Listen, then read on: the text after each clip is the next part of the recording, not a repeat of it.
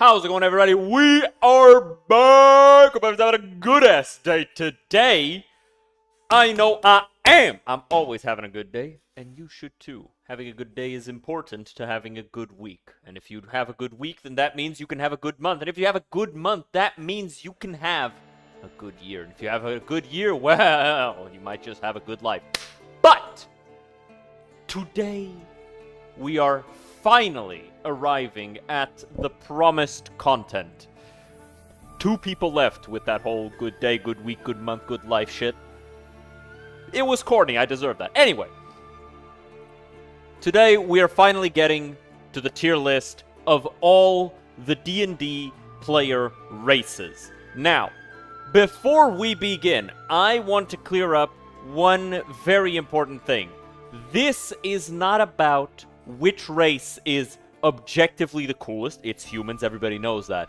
This is about the actual power level of the specific race that we are going to be talking about. Now, when I say power level, I am going to take into account mostly the lore, not necessarily their 5th edition interpretation. 5th edition does not interpret things correctly, according to the lore. For example, where's the Tarrasque's no-fly zone? Where's the half-dragons immune to paralyzation? Where is, you know, the Drow's physical superiority over other elven folk? There are a lot of things that 5th edition does not account for. And so I think it is important that when we discuss this sort of thing, we discuss it with relation to its actual interpretation in the lore of the Forgotten Realms and Eberron and Planescape and other settings in the D&D universe. But, with all that being said, make sure that any racism is exclusively fantasy-based. I don't want to see any real-life fantasy, I don't want to see any real-life racism in this video, in the comments on the Twitch stream, in the comments on the YouTube stream, or in the comments of the YouTube video. Okay? So, with all that being said, let's get right into it.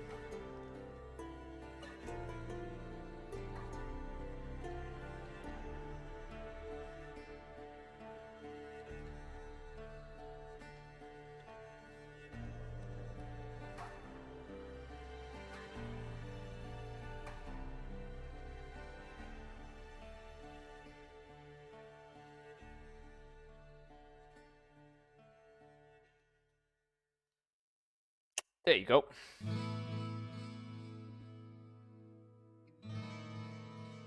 I'm gonna leave anti-kill right there. And I'm going to only capture the window if I can.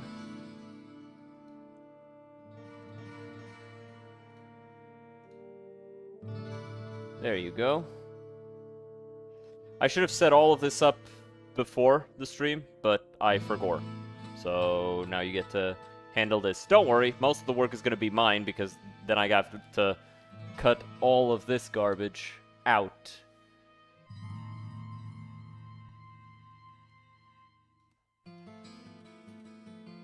Okie dokie. So, let us begin. Now, the first race that we have here on the tier list is the Aarakocra. Now, these guys are mostly equal to humans in physicality. They don't have any innate magic, they don't have any immunities or resistances, but they do have 2 things that put them 1 step above humans. Number 1, because they are elementals in nature, they herald, let's use that word. They herald from the elemental plane of air. They actually have a pretty good attunement to elementals and all that sort of thing, which actually gives them a benefit to their wisdom. And secondly, they have flight and talons, which work as natural weapons. So these guys are actually going to go in B tier, because they're pretty strong. And their ability to fly gives them a massive advantage over pretty much any race that doesn't have either innate magic or innate powers, you know, such as an Aasimar, which is the next one. Now, Aasimars are really, really cool. I like them a lot. One of my favorite races, personally. They are half angels, and they have a number of resistances. Now, they used to have resistance to acid, lightning, fire, cold, all sorts of things.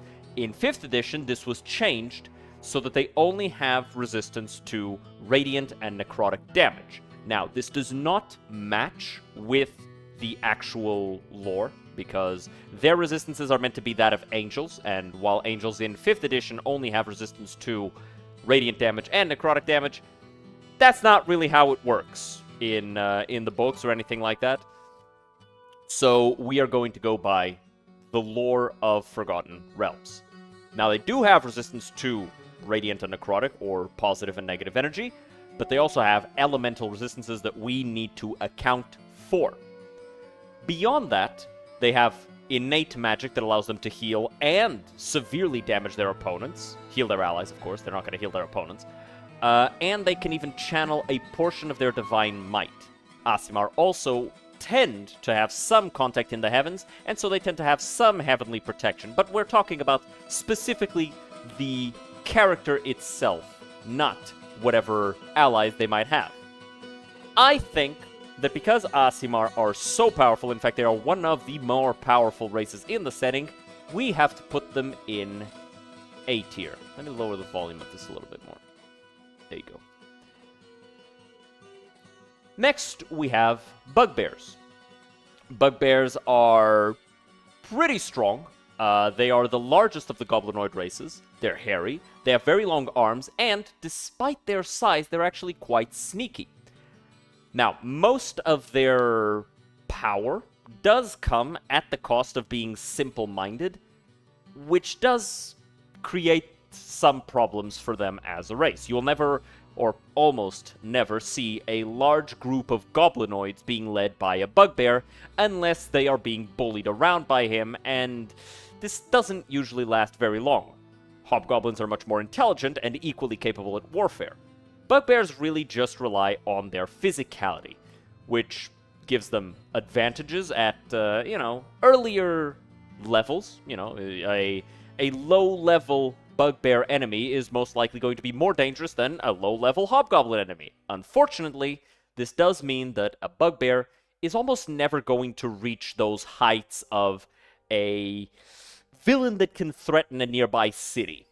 They're mostly just going to be local bandits. So, and we do have to account for the potential of the race, which mostly comes from either the mind stats or the personality of the race itself. And do keep in mind, these are not humans. A lot of them are characterized by their race simply because that is biologically how they were created by their gods in the setting. So, I'm going to put the bugbear at around the same level as humans, as they sacrifice some of their mental acuity for the purposes of being a little bit stronger. Now, this is the Aven. Now, the Aven are from one of the plane shifts. I forget which one. However, while they have some affinity with magic, it is no more than what the average human who has dedicated themselves to magic would have. They do have flight, but they lack natural weapons. Additionally, they're not particularly strong from anything that I've read, so I'm going to have to put them in C tier. Aarakocra are simply a stronger race. Next, we have Changelings. I like Changelings. They're pretty cool. They have the ability to shift into, well, anyone that they want, and if I'm not mistaken, some can even change their own clothes, which is, pretty cool. But I do think that their physicality is the same as humans. They just have the additional ability to essentially transform themselves magically into other people. I also believe that they have some capacity for innate magic, but they don't all have it. They just have high charisma, which could also just be related to them being charismatic, having a good personality. So, because their only advantage to humans would be that transformation, I'm gonna put them at the same level as the bugbears, because they don't necessarily have a demerit, but they also don't have an amazing advantage. They can just transform into other humanoids.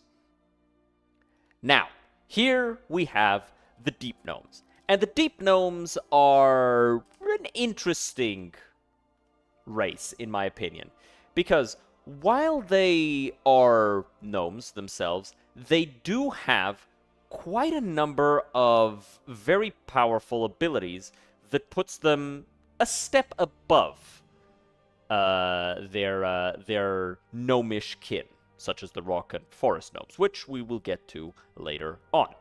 Now, the Deep Gnomes have better dark vision, which is huge.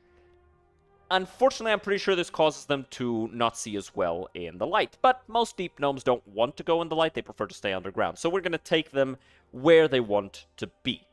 They also have some ability with magic, though not as much as their kin, but they are magic resistant, which is really, really, really strong, especially because most forest and rock gnomes have magical abilities that basically just allow them to shapeshift, or it's just cantrip-like stuff, so it's really not that strong. Whereas Deep Gnomes have very powerful magic resistance, and they are kind of hard to detect with magic. So, and I know this may be a little bit controversial, I'm actually going to put Deep Gnomes at C tier.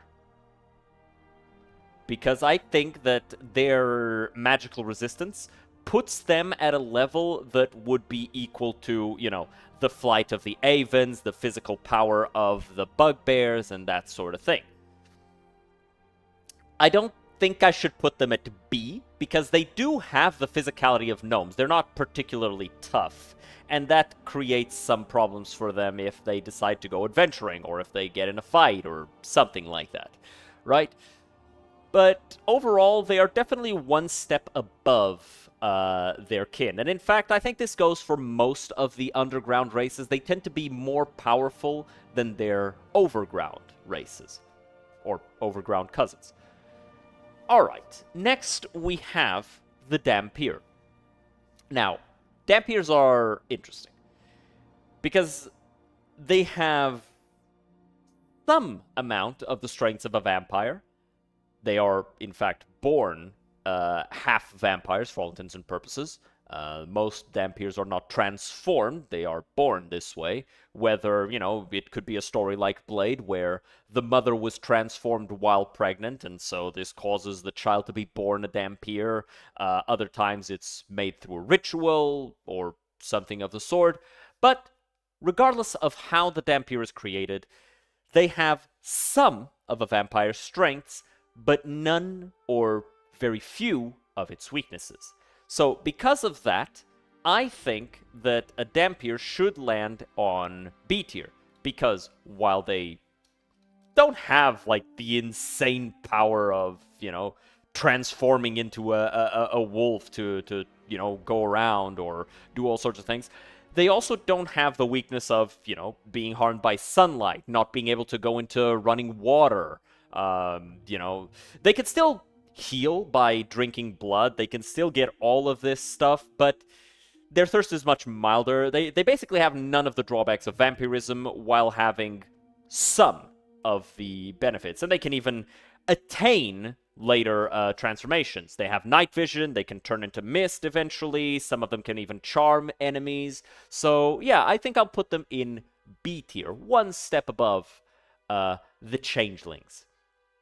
Next, we have centaurs. Now, centaurs are an interesting race, because you've got the player centaurs and the monster centaurs. I am not going to talk about the player centaurs because they don't really exist anywhere in the lore. What you have is the actual monster centaurs, which are half horse, half person. Now, centaurs are an interesting creature, because despite being monstrosities, they are, in fact, neutral good, and they've been revised in Monster Manual for 2025. This is incorrect, of course, but they've been revised into being Fey. They are not Fey because they are, in fact, Prime. They are from the Prime planes of existence, and therefore not from the Feywild. So this lands them squarely in the monstrosity department, as they are the mixture of two creatures born of magic. Now, they are quite physically powerful, they are omnivorous, they tend to enjoy drinking, and they do not like draconic centaurs, dracators. It's a little bit of a fantasy racism situation, but mostly it's because the dracators were also created by magic, but they're far more hostile and destructive, whereas centaurs tend to be protectors. They prefer to help people. Now, in terms of their actual physical abilities, they are essentially a very large human with horse legs. That's it. However, their size does bring disadvantages, but not so many that I would put them below B tier. I think that they should be at the same level as something like the Aarakocra, with their enhanced physicality and being able to fly around and cut things up with their claws, and the Dampier with their magical capabilities from being, well, half vampires. After that, we have this one. Now, this is an interesting race that I actually found out about while setting up this list. These are called, let me just scroll down here because I forget their name. These are called the Disembodied. Now, the Disembodied are a very specific race that exists in Grim Hollow Player Pack, or that it exists in Grim Hollow and was introduced with the Grim Hollow Player Pack. And the Disembodied were essentially created through a magical accident that separated these people from their bodies. In terms of actual power, they have some ability to transpose themselves, fade away to avoid injury, disappear, negate fall damage. They can even teleport short distances, though it's a little hard to control. It's essentially the blink spell. So, in terms of actual prowess and power, I would put them probably at C tier. They don't have anything that makes them extraordinary, nothing makes them particularly powerful. They just have some weird abilities that most people would not be able to keep up with, but as soon as you take a competent person, those abilities likely fall to the wayside in terms of their danger. So, next we have the Dragonborn. Now, a lot of people like the Dragonborn because they confuse them with half-dragons. A lot of people fail to realize that the Dragonborns are not, in fact, that strong. In terms of their physicality, they are very, very similar to humans. They are taller, and therefore stronger, but a human that is the same height as a Dragonborn is most likely going to be as strong as they are. Now, what they do have are two things. Namely, they have a breath weapon, and they have resistance to their draconic ancestries type. So, a gold Dragonborn is going to be resistant to fire, same as a red. A white Dragonborn is going to be resistant to cold, same as a silver, etc., etc., etc. But that's about it. Their scales don't offer them any extra protection. Their claws don't really serve as weapons. Overall, the Dragonborn were created to be a slave race in a different plane of existence, where dragons ruled everything because there was no split between chromatic and metallic dragons, and so they were able to wipe out giants. There was no long war that resulted in both races becoming exceedingly rare and allowing smaller races to take over. No. In this dimensional plane of existence, or this alternate dimension, whatever you wish to call it, dragons ruled everything, and they created the Dragonborn to serve them. And it very much shows because they are, in essence, no different from humans. However, they do have one thing that sets them apart. Dragonborns are exceedingly ambitious, which is strange for a slave race, but not so strange when you consider that they managed to escape and immediately set to work establishing themselves as proud members of the new society that they've been integrated in. Most of them are good, and most of them don't like dragons. Some have taken to the worship of Bahamut, and some who believe that they can gain power by serving the evil dragons of Toril have taken to the worship of Tiamat. However, you'll never find a Dragonborn that is just a low-level grunt. Their ambition, and the rarity of their race, makes it so that they yearn to be in positions of power. A Dragonborn smith is going to strive to be the best smith he can ever be. A Dragonborn villain is going to strive to be the greatest villain that has ever been seen. And because of that, I'm going to put them at B tier, especially because they are essentially human plus. Next, we have the dwarves. Now, I'm including hill and mountain dwarves here. That includes gold dwarves, shield dwarves, all those different types of dwarves that are not Duergar, because overall their power level is very similar, so we can just put them all together. Dwarves live very long, they're very tough, they're very capable with weapons, they're very long-lived, and they dedicate themselves to their craft, whether that be smithing, fighting, drinking, or just partying.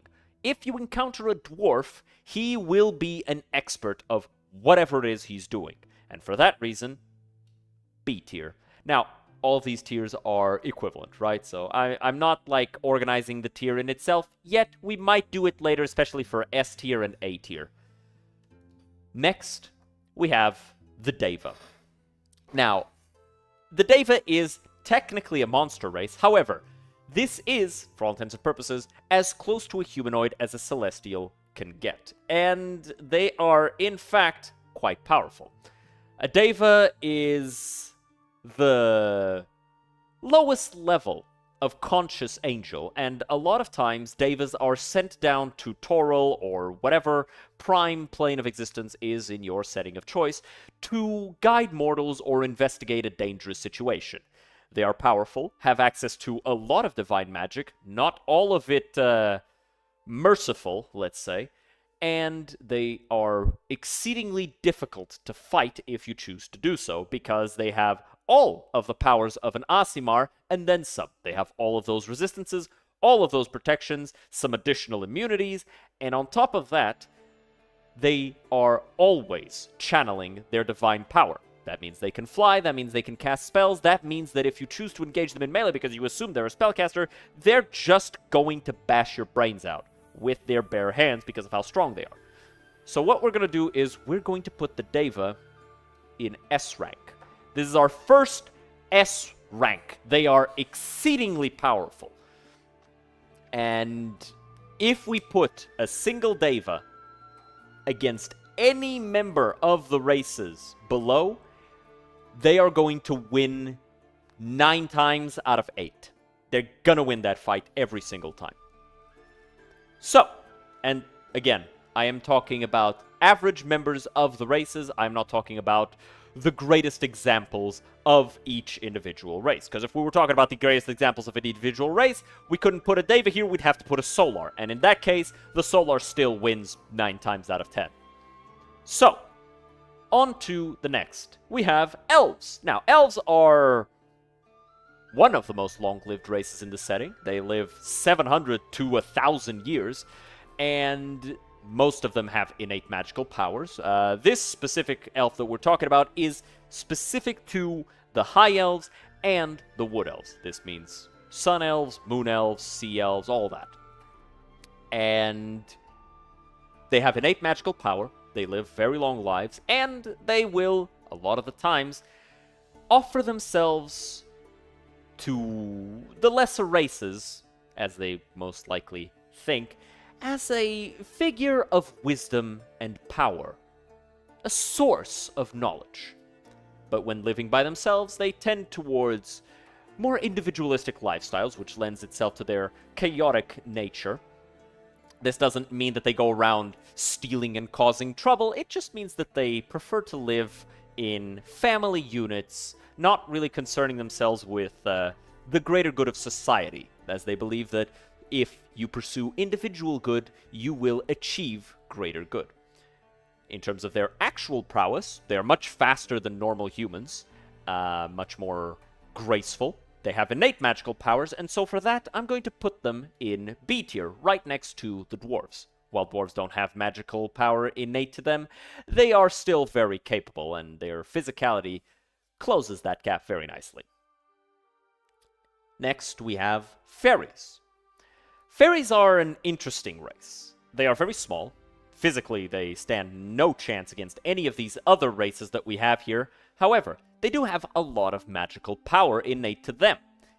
Unfortunately, that magical power is mostly not dangerous and not really able to do much beyond just annoy somebody that they are trying to annoy. They have fairy fire, they can enlarge someone, and they can do druid crafts. But essentially that just makes each of them a very low-level druid.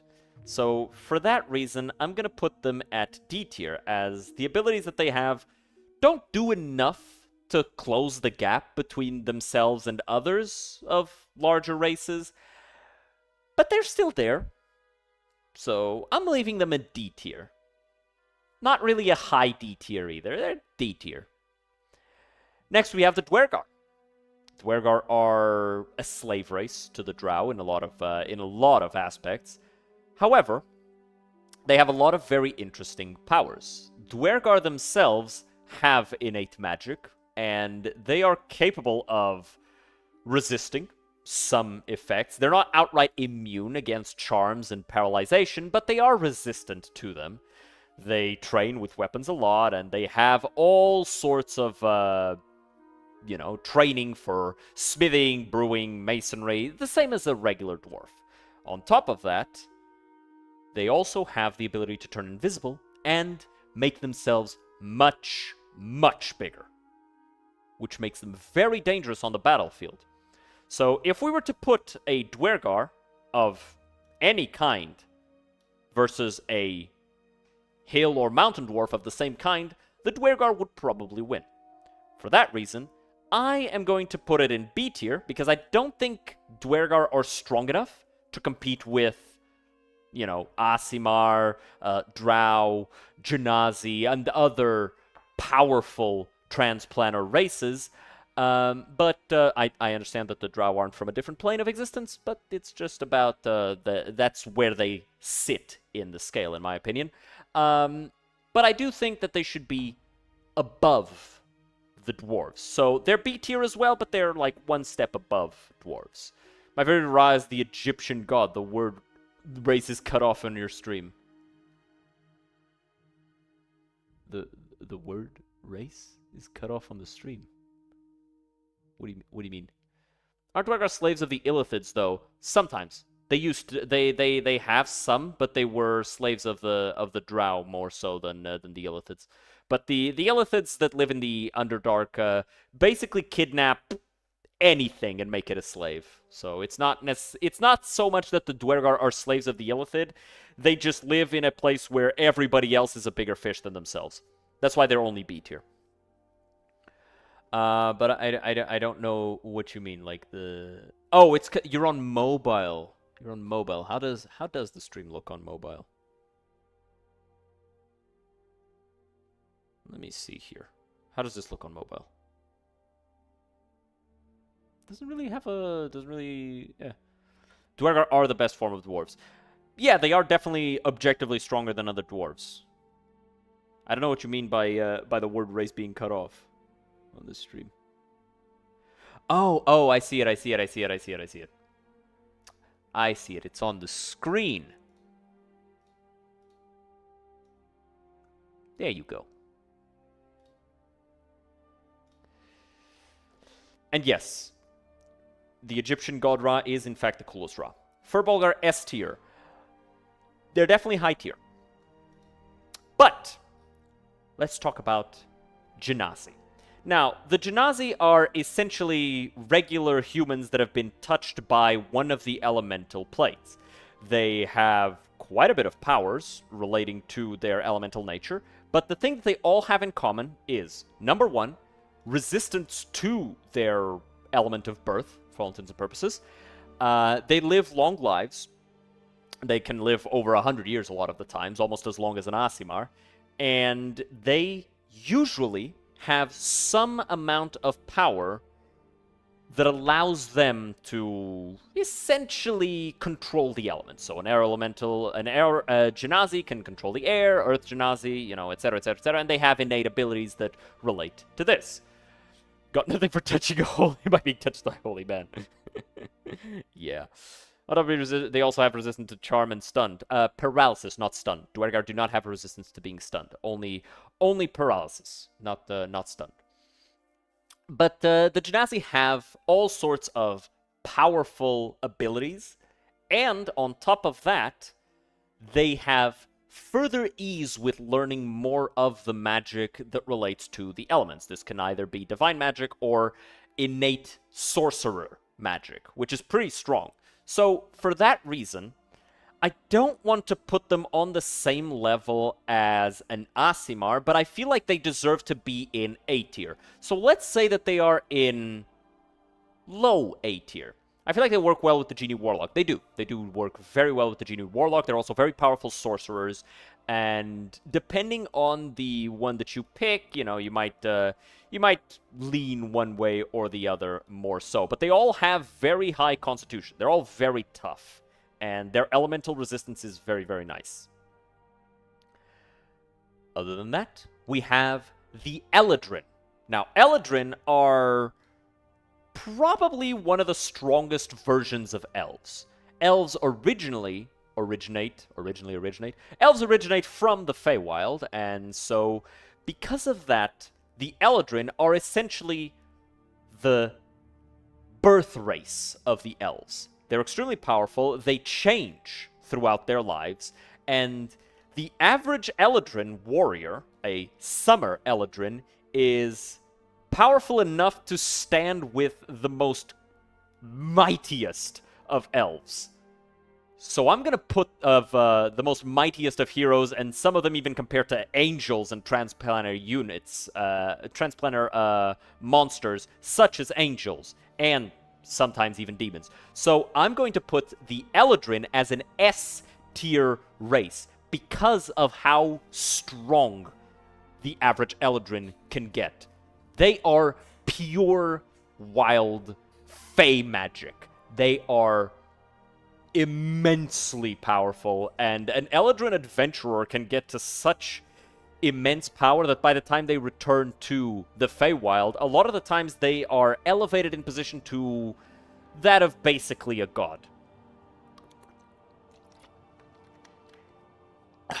Could do a minus. I could, but I feel like if we add too many, it becomes a little confusing. So I like it like this. Now, the Drow. The Drow are a very interesting race. A lot of people like the Drow, and a lot of people don't really seem to understand just how powerful Drow really are, including Wizards of the Coast. So, let's talk about the Drow. The Drow are elves, so already they have to at least be in B tier. However, they do live in the Underdark, which is an extremely dangerous place to live. It's full of powerful psionic creatures such as the Illithids. You've got fungal opponents. You've got beholders living in the underground. You've got demons. You've got all sorts of things. On top of that, their goddess Lolth essentially forces them to engage in eugenics or face annihilation. So they have to be in A tier, because this is essentially what would occur to the elves if they engaged in hundreds upon hundreds upon hundreds of years of eugenics. Male Drow are actually physically weaker than female Drow. However, they are the main force of their military, as female drow are rarer than male drow. There are not as many female drow as male drow. This is either a quirk of their biology, or it is the decision of Lolth, their goddess, who wishes for only the strongest females to rise. Now, only females can be priests of Lolth, which means that the males, if they want magic, they must study it. They must be wizards, which does work to incentivize the more ambitious mages, the more ambitious males, I mean, to become very powerful mages indeed. Their society is matriarchal and very misandrist. They see males as below themselves, if that makes sense. They do want them below them because, but most of the time they see males as serving only as fodder for the military or fodder for the bed. Other than that, they have innate magical resistance, much more innate magic than the average high elf, who has more innate magic than the average wood elf, who has more innate magic than the average human. So, drow are extremely capable when it comes to innate magic. They are extremely physically capable, and on top of that, they have powerful dark vision. Now, this dark vision does get in the way when they step out into the sunlight, but overall, it's still a benefit, because they can work around it. They are known to use goggles to protect their eyes when raiding the surface. Alternatively, they can simply raid the surface at night and be perfectly fine. So I'm going to put them at A tier, above the Genasi, below the Aasimar, because the Aasimar have a lot more potential. Although, actually, I would say that the Drow start out stronger than the average Aasimar, even though no. Because a lot of the power of the Drow comes from their superior training, which not every Aasimar will have, but the innate resistances of the Aasimar put them above a Drow of similar training. Are you doing Warforged? Because I'm not sure if they are fantasy or sci-fi necessarily. They are fantasy, we will talk about it when we get to them, but they are right here. They are covered kind of by Antikill. But yes, we will be doing Warforged, because they are fantasy. So, let me just get a sip of water.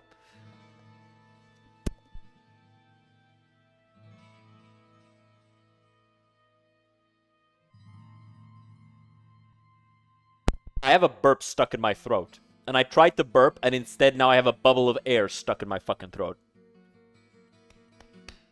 This is getting cut out from the YouTube video, holy shit. Whew. Like, it's hard to fucking breathe because of it.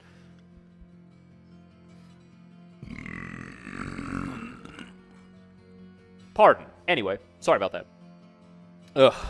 Alright. On to Githyanki. Githyanki are one of the more powerful, one of the most powerful, actually, fantasy races in D&D. They live forever, essentially, because they live in the astral plane where time does not pass. Brother, damn, my bad. My bad, guys, my bad. You cannot imagine how relieved I feel, by the way. Like, that was so much pressure on my chest. Like, I feel so much better now. Regardless, the Githyanki, they train for combat their entire lives. They are a warrior race. And the average Githyanki warrior will put the average drow to shame. There's a reason why, if you've played Baldur's Gate 3, Lae'zel treats pretty much everyone as being a weakling, even though she looks very wiry. Most Githyanki look like that, but their muscles are extremely dense. They are more physically powerful than even Dragonborn at their peak. So, we could never put them here, because everyone in this lane would lose to them purely off of physicality. And if we put them here, they will annihilate everyone on their right with psionic powers. The most powerful Githyanki essentially have mental telekinesis. They can even throw you around if they want. And some are even capable of manifesting great telekinetic hands to crush their opponents and work as almost improvised siege engines, which kind of leads them to not necessarily need real siege engines because they can simply rely on the power of their mind. On top of that, The more powerful Githyanki are given silver swords. Swords that are so attuned with their mental capacity that they function as Vorpal weapons. They are some of the original Vorpal weapons were created by the Githyanki, on top of giving them additional protections from mental assault. Every time that you acquire a Vorpal weapon as a fighter in D&D, know that you are essentially using a weaker version than the standard issue weapon of a Githyanki Knight. Beyond that, they don't have a lot of protections in terms of immunities or capacities. All they have is their own psychic resilience, because they are powerful psionics, so they have some resistance to that, but it's rare that you'll encounter an enemy that can use psychic magic, so this isn't a resilience that helps them that much, but their long lives, even longer than elves a lot of the times, allow them to learn so much that their own physical power and prowess becomes legendary by every other standard. So Githyanki definitely belong in A tier, alongside the Aasimar and above the Drow. I won't put them above the Aasimar, simply because the Aasimar have so many protections that for a very long time they weren't even meant to be a player race because of how strong they're meant to be. Next, we have the Furbolgs. Now, Furbolgs are an interesting race, because they are half-giants, same as the Goliaths, which... Where the fuck are the Goliaths here? Goliaths are supposed to be here. Where's the Goliath? Is this the Goliath? I think this is the Goliath. Okay, so, Furbolgs are half-giants. Unlike Goliaths, however, they are not fully focused on their physical prowess. While a Goliath would be very given to sports and running and jumping, and essentially they make really good fighters because of this dedication that they have to physicality and athleticism and sports. Goliath really do like sports.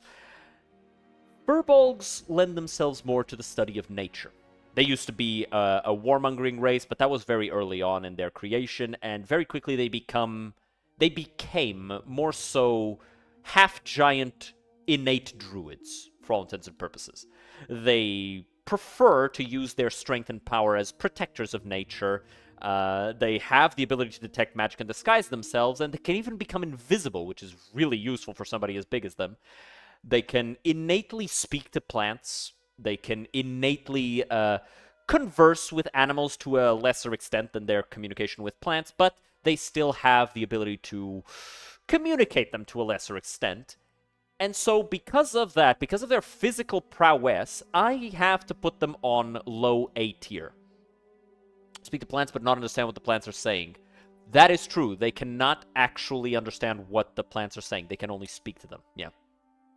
That is an important thing. It's kind of the same thing with the animals. Like, they can speak to plants and animals and have those plants and animals understand them. They just can't understand them back.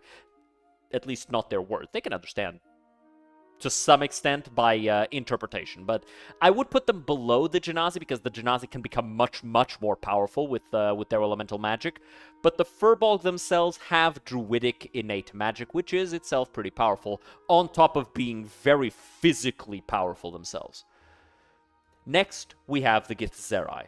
Now, the Githzerai are a brother race to the Githyanki, so I'm going to put them right next to the Githyanki. However, while the Githyanki dedicate themselves to warfare, and most of them are fighters, and even their mages are Gish, which is essentially a fighter mage. This is where the term comes from. A Gish is a Githyanki who dedicates themselves to the study of not just warfare, but also magic. They do have dedicated mages, but not nearly as many as they would have Gish.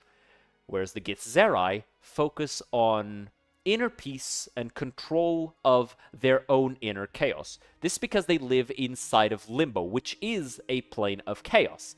A single thread of irregularity is enough to throw the entire colony of Githzerai into, well, chaos and possibly destruction.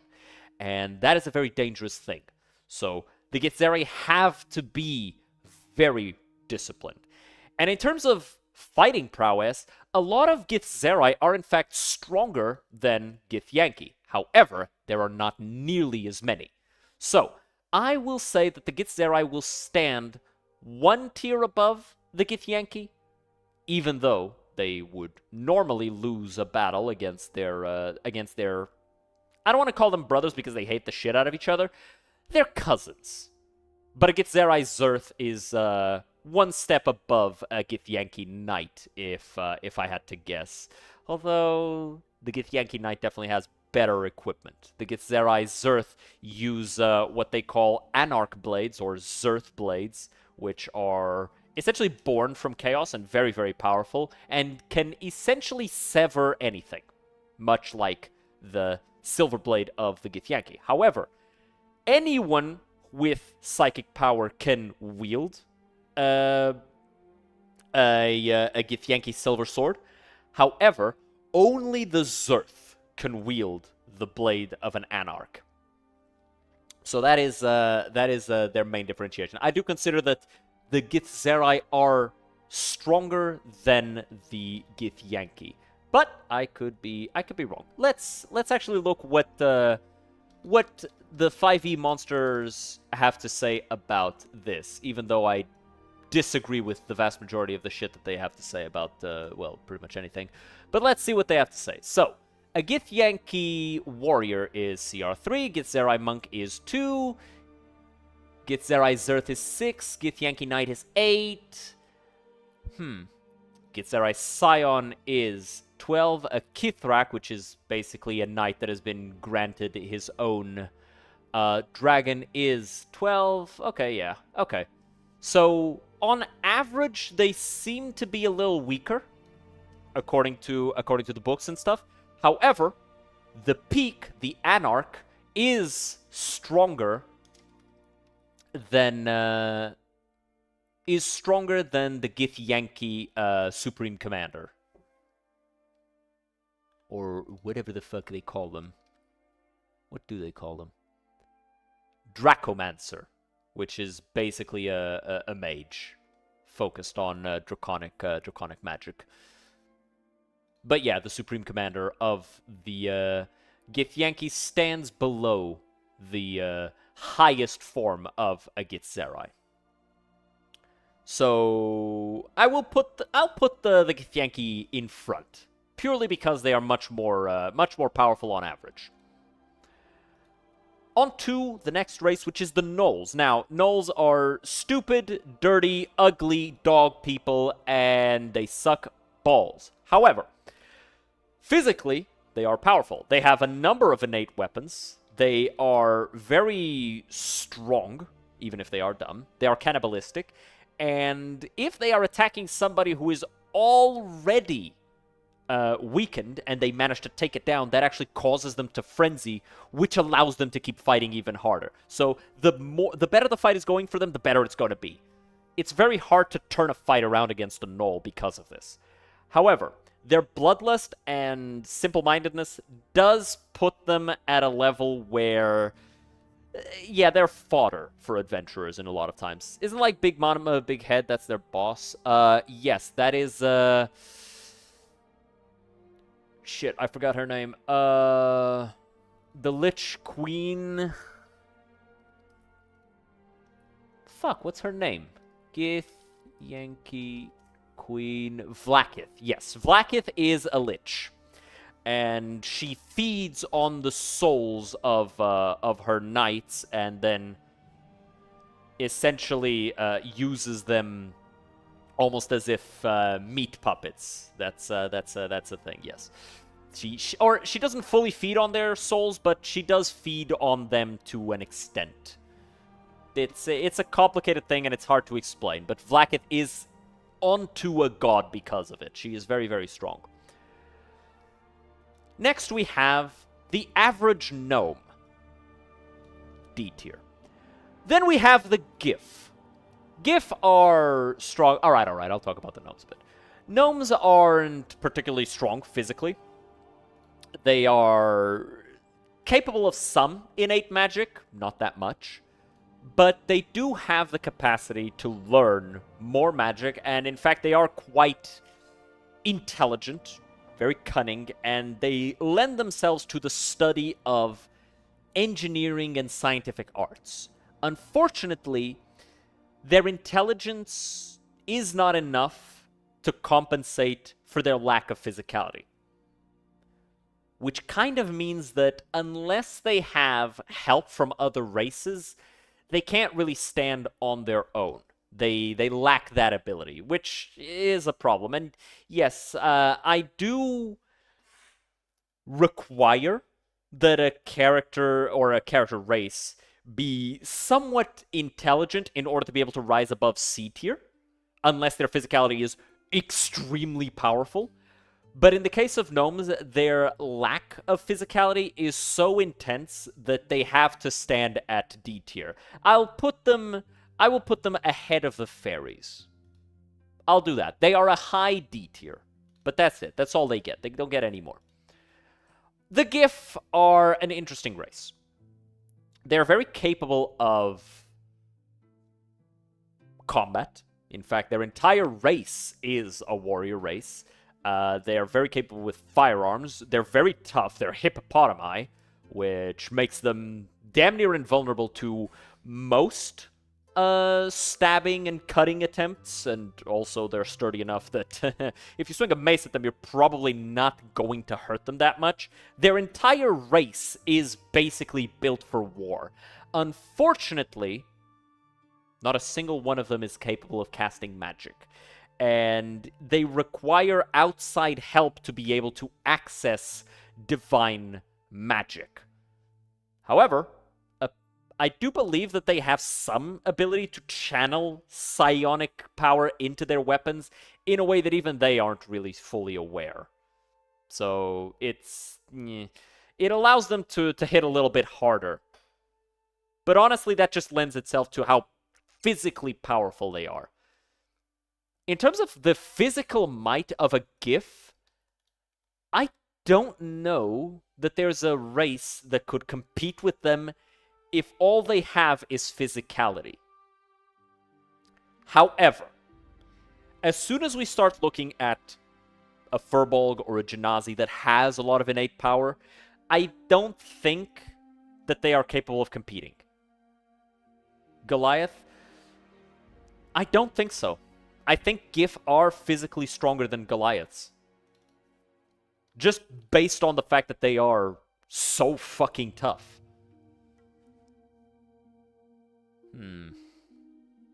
I'm going to put them at A tier, next to the Furbolg, because I think that's where they would land. Because Goliath are a type of half-giant as well, so they might be able to, so we'll see. Now, onto the Goliath right here. They are everything that the Furbolg is, except fully dedicated to physicality. They are capable of learning magic, they just prefer more physical endeavors. It's an entire race of half-giant jocks. They love physical exercise, they love athleticism, they love team sports, they love being able to do all sorts of things with not just their friends, but the rest of their clan. They're very lawful neutral in this regard. Now, sometimes they do resort to banditry, but this is all from the perspective of feeding the clan. And they are very powerful. They also have a very strong sense of fair game, so it's not like they're going to pick on weaker races commonly. They're not like the half-giants of Matthew Mercer's setting, which are much more violent. Goliaths are a race unto themselves. The half-giants, I believe, of Matthew Mercer's settings are very similar to the half-giants of Pathfinder, but I don't know enough about this. This is about D&D specifically. Matt Mercer's setting is mostly inspired by Pathfinder, so I cannot speak to it to great degree. But I will put the Goliaths on A tier next to these three. Yes. And next we have the Grung. The Grung are an interesting race. They're very poisonous. Simply touching them is enough to poison a regular human. They are completely immune to poison themselves. Unfortunately, they need to fully immerse themselves in water for at least 1 hour a day, or they begin to die. They can jump really long and high because they're frogs, but that weakness essentially means that they can never really go anywhere other than swamps or near large bodies of water in which they can immerse themselves. They tend towards evil, and while they're not necessarily dumb, they are unambitious, owing to the fact that they are lawful and have a strict caste system. So, they're not going to do much. That being said, their innate ability with poison, their innate affinity with poison, I'll say, does make them very dangerous. I'm going to put these guys here. Next, we have the goblinoids. Or, not goblinoids, we've already talked about one type of goblinoid, the bugbear, right here. Next, we have goblins.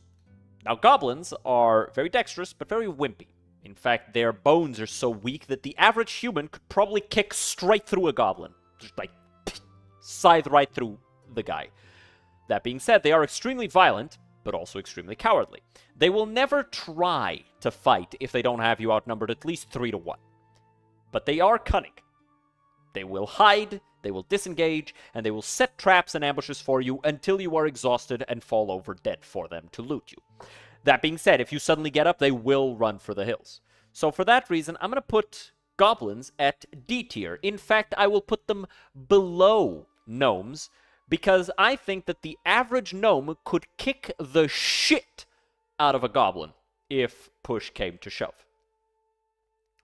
Next, we have halflings. Now, halflings are an interesting race. Halflings can be quite stout, or they can be light-footed.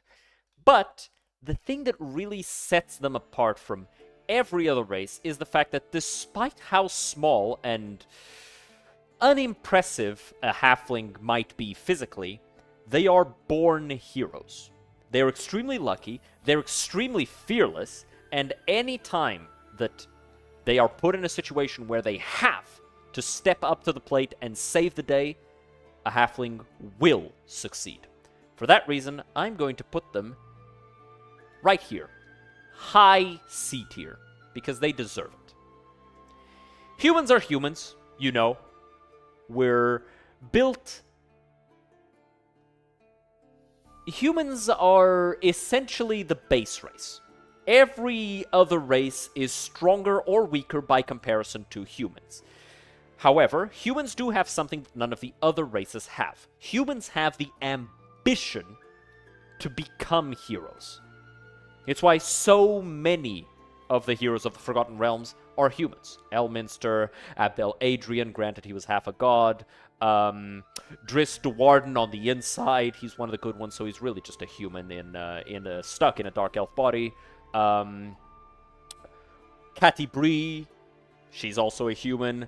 Overall, I think, is she a half-elf? I might be stupid. She might be a half-elf. Will Ravengard, Baldurin himself, the Neverwinter, the founder of the city of Neverwinter. You know, a lot of the heroes of the Forgotten Realms are humans, and they are largely responsible for a lot of the things in the setting happening the way that they do. In fact, almost all of the mortals that ascend to godhood were humans originally. There are exceptions, of course, such as the what are they called? The blue goblins. I always forget what they're called. Whatever. But most of the gods that ascend from mortaldom were humans. And so I'm going to put them at high C tier, because if something is possible, a human will be the one to achieve it. Next, we have half-elves. Now, half-elves are an interesting case, because usually a half-race will take all of the strengths of both races with none of the weaknesses. In this case, a half-elf is really just a step in between a human and an elf. They are extremely charismatic, extremely attractive to both humans and elves. However, elves tend to dislike their half-elven brethren. They find that they are too human, and so half-elves tend to be excluded from elven society a lot of the times. So I'm gonna put them at B tier right here. Now, keep in mind these rankings are not super organized, but maybe I should organize that. Let's do this.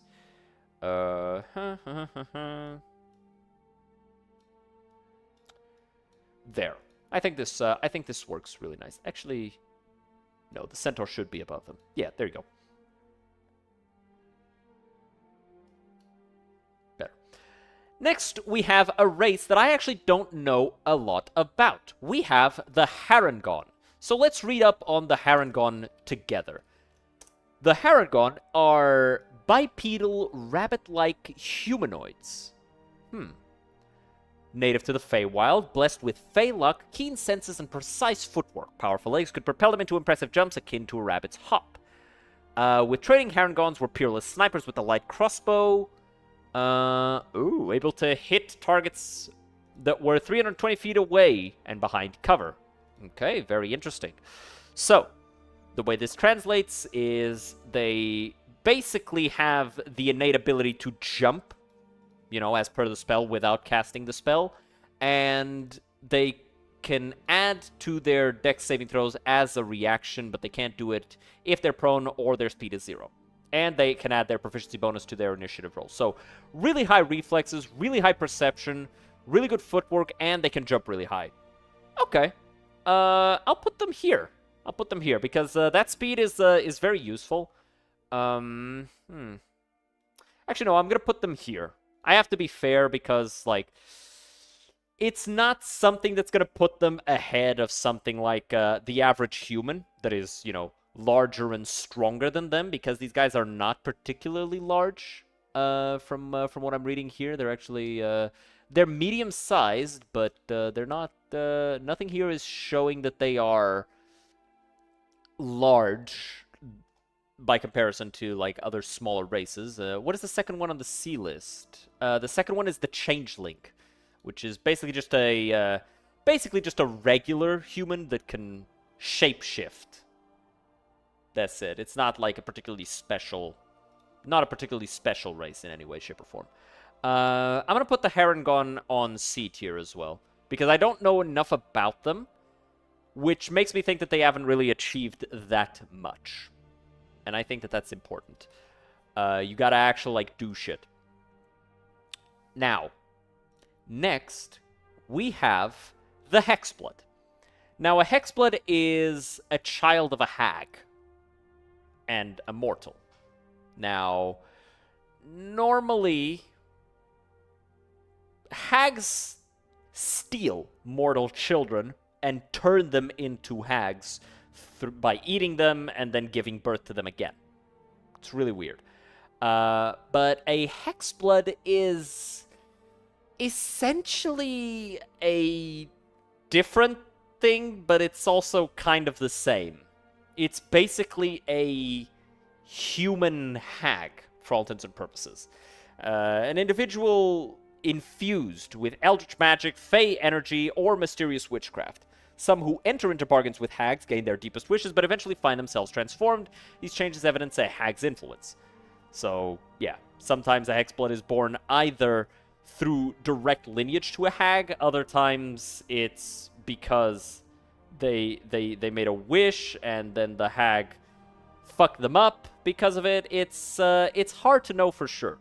My lips are fucky, so I need to apply a little bit of this. Overall, they're pretty powerful. They have a lot of a hag's powers. They can create tokens with, hair or nails or such. They are telepathic. They can see things from far away. They have innate magic, hex magic. So I'm going to put them at the same level as the Dampier, because physically they aren't special. Dry lip having ass. I am literally fixing the lip problem. I am fixing the dry lip problem, and you are criticizing me. This is abuse. Carrying on. They're not exceptional physically, like A tier, but they do have innate magic, right? The way that this is like, C is basically human tier. B is you either have an exceptional physical capability or you have innate magic that sets you apart. Not like low-level innate magic, like just disguising yourself a little or, you know, turning invisible, or this guy who just has an affinity with magic. No, like being able to charm your enemies, being able to see from 10 miles away and create tokens and having an affinity with dark magic, or, you know, having hundreds of years to practice an art before you ever have to apply it, or being able to enlarge yourself for combat, or being a fucking horse, or being able to fly. Like, that's what puts you in B tier. In A tier, you either need to be damn near indestructible, like these two, or have exceptional physical stats, like this guy and this guy and this guy and this guy, as well as magical power, or just be a fucking Genasi that can channel elemental magic like it's nothing. Next, we have half-dragons. Now, half-dragons are what a lot of people think Dragonborn are. They are incorrect. Dragonborn and half-dragons are different in a lot of aspects. For example, a Dragonborn doesn't look like a dragon. They have some draconic traits, but they are mostly humanoids. They do not come from eggs. They don't have tails. They don't have wings. They don't have claws. They barely have scales and fangs. A half-dragon, however, looks like his draconic ancestry.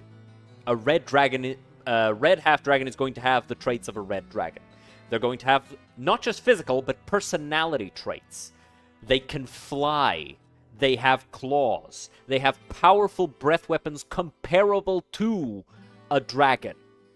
They are so powerful that almost every time that a half-dragon is born, they are elevated in the society that they are a part of. But they are exceedingly rare. A half-dragon that manages to attain enough power to become a villain is something that requires the attention of everyone involved to stop, because of how physically powerful they are, on top of having a dragon's affinity to magic, on top of having a dragon's proficiencies and immunities. We haven't talked about immunities in a while because a lot of races just don't have them, but a half-dragon is outright immune to sleep and paralysis, on top of immunities based on their draconic type. So, you know, depending on the type of dragon that they are, they might have additional things. These guys are so fucking strong that to compare them to Dragonborn is to be dumb. A quick way to know that you're talking about a half-dragon rather than Dragonborn is the presence of a tail. The tail is a very big giveaway because Dragonborn do not have tails. I repeat, Dragonborn don't have tails. They're literally just fire-breathing lizards. That's it. That's all Dragonborn are. A half-dragon, however, is everything good about being a dragon in humanoid form. These guys will fuck you up in front of your kids. Next, we have the kobolds. Cowardly, not that strong. Most of them aren't that smart. Overall, they're weaker than goblins. But they're cunninger. Cunninger? More cunning. They're very good at traps. They're very good at serving masters. And they're very good at groveling. Unfortunately, that's about it. That's all they do. They're not impressive. Next, we have the Kalashtar. Now, the Kalashtar are an interesting breed. Kalashtar are everything brutal and cunning, or cunning and brutal. Just cunning and cowardly. Unfortunately, they are not brutal at all. We will get to the brutal, though. We'll get there. But first, let's talk about the Kalashtar. Kalashtar are interesting. They are essentially spirits given form. They are a compound of humanity with a renegade spirit from the plane of dreams, spirits called Quarry. Now, the Kalashtar have a lot of powerful abilities, and they're extremely powerful shaman, or clerics, or druids. They have protection against psychic attacks. They have advantage on all wisdom saving throws, which, because of their dual minds, because they're technically two people in one body, it's a person and a spirit. They can sleep, but they don't connect to the plane of dreams, as other creatures do. Instead, they draw from the memories of the spirit while they sleep. So they are immune to spells and other magical effects that require you to dream, like, dream, but not necessarily to spells that make you sleep. So it's a weird thing. In terms of physicality, they are basically just humans, but they have additional magical capacity. So I'm going to put them here next to the Hexbloods and the Dhampir, because that's kind of where they fall. Next we have the Half-Orcs. I'm pretty sure that's meant to be a Half-Orc. Either this is a Half-Orc or this is.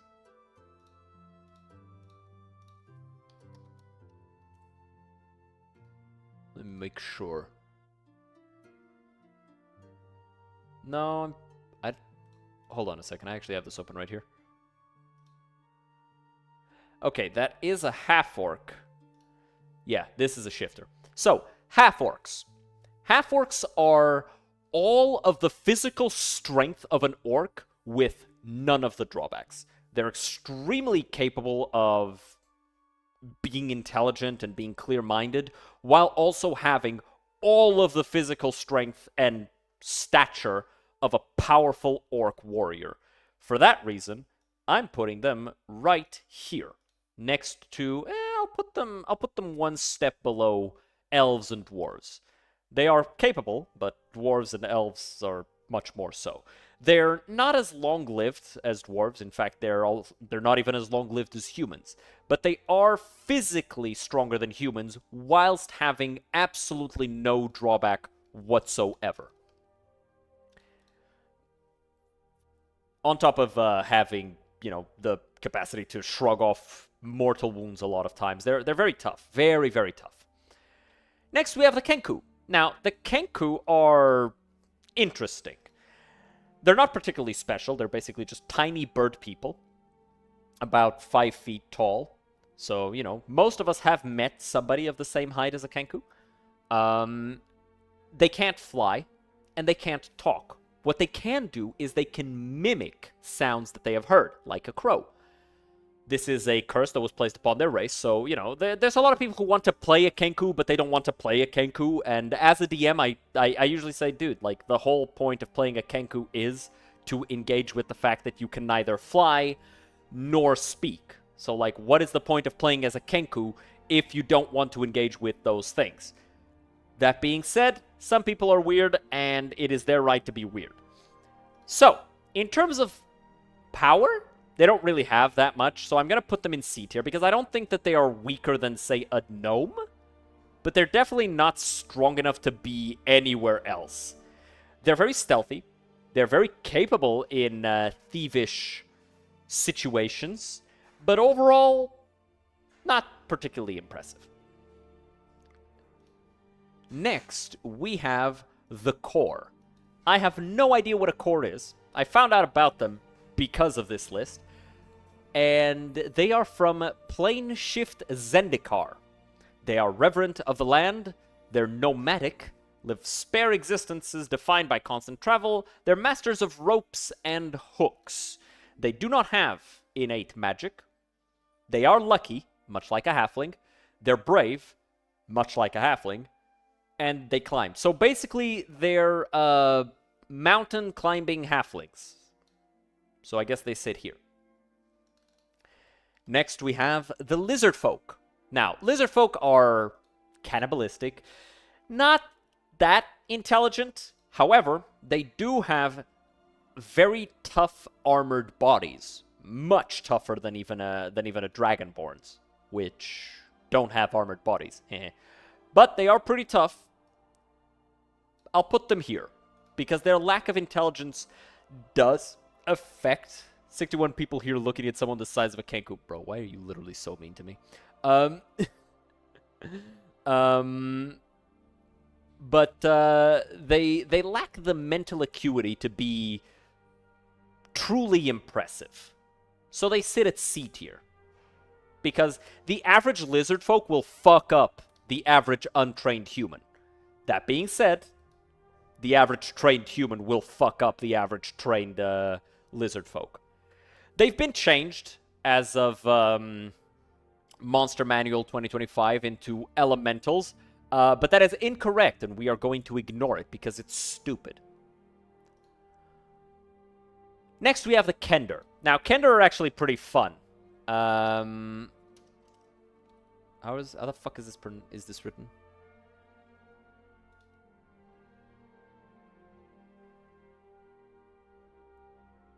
The fucker's here somewhere.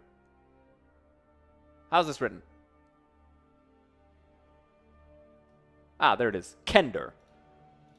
So, Kender are essentially halflings in physicality.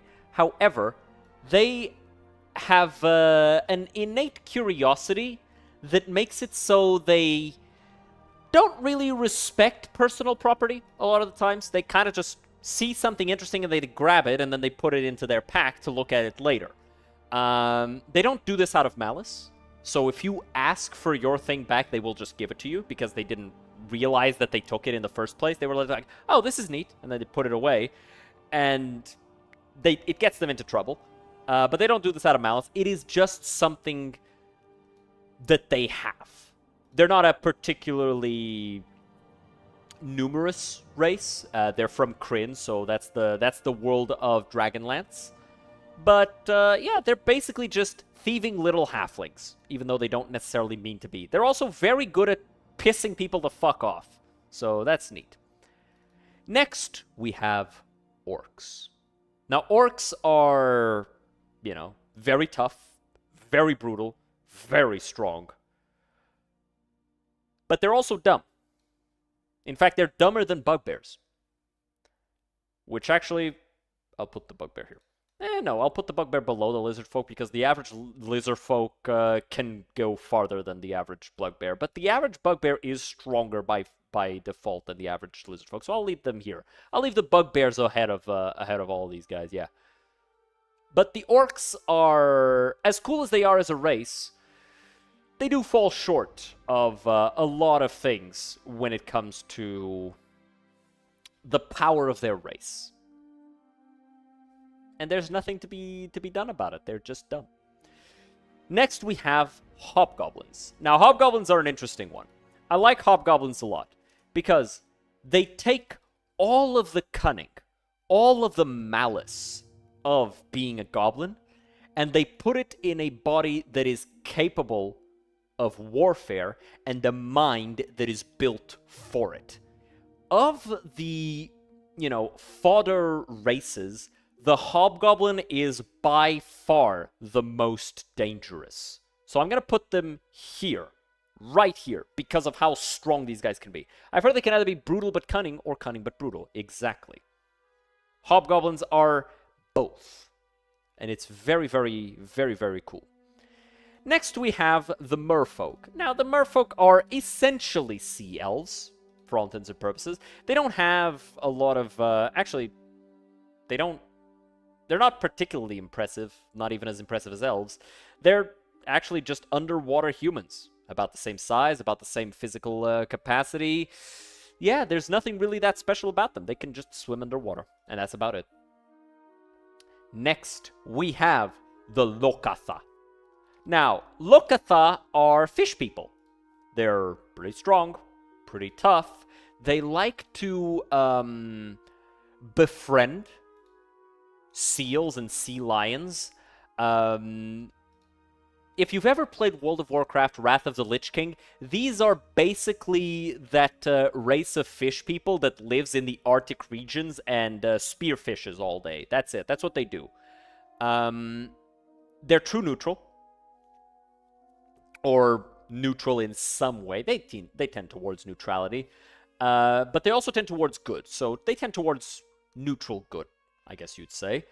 And they are very compassionate for the downtrodden because they come from a society where that was a commodity.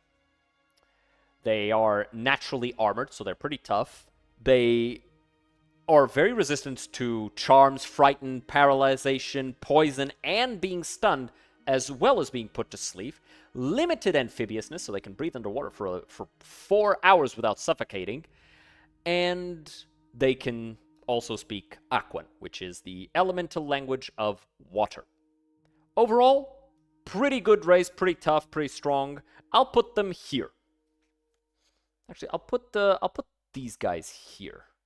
Yeah, because I feel like the magic that these guys have puts them ahead of the physical attributes that these guys have, right? Because the attributes that these guys have are mostly derived from regular animals, right? This is basically a human on a horse. This is a human that can fly and has talons. This is a human that can, swim for a very long time and is armored. This is a human with magic. Magic and magic, right? Magic, I feel like, stands above that. And then these guys are a mix, right? This is just a human that's tougher. This is a human that is tougher with, I'll put you here, with elven traits, so also has elven magic and all that stuff. Yeah. Next, we have a monkey man, which is called... What the fuck are you? A Hadozi. A Hadazi. Monkey boy. I don't want to hear any fucking racist commentary about the Hadazi. They're cool. They're very dexterous. They can even glide, causing them to fall slowly by extending like the skin membranes that they have here. They're very acrobatic. They like jumping.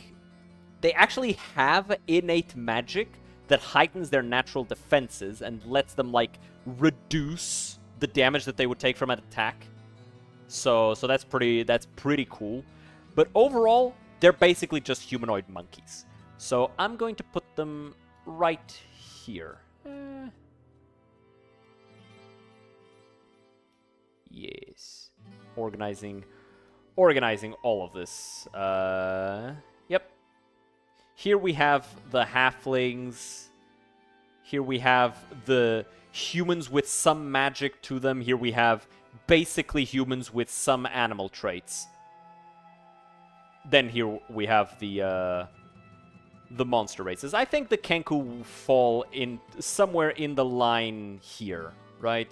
Between halfling races or halfling-esque races and human with animal traits. Yeah. And then you've got the monster races here, which are too dumb to do much more than just being violent animals. Next, we have a pretty strong race. We have the Loxodon. Loxodon are elephant people. Extremely big, extremely dangerous. On average, they stand between 7 and 8 feet tall, which is, funnily enough, the rough height of an orc that isn't, like, hunched over, or a dragonborn. However, they weigh between 300 and 400 pounds. They have powerful builds, they have natural, leathery skinned armor, they have trunks, keen smells, they are very, very capable.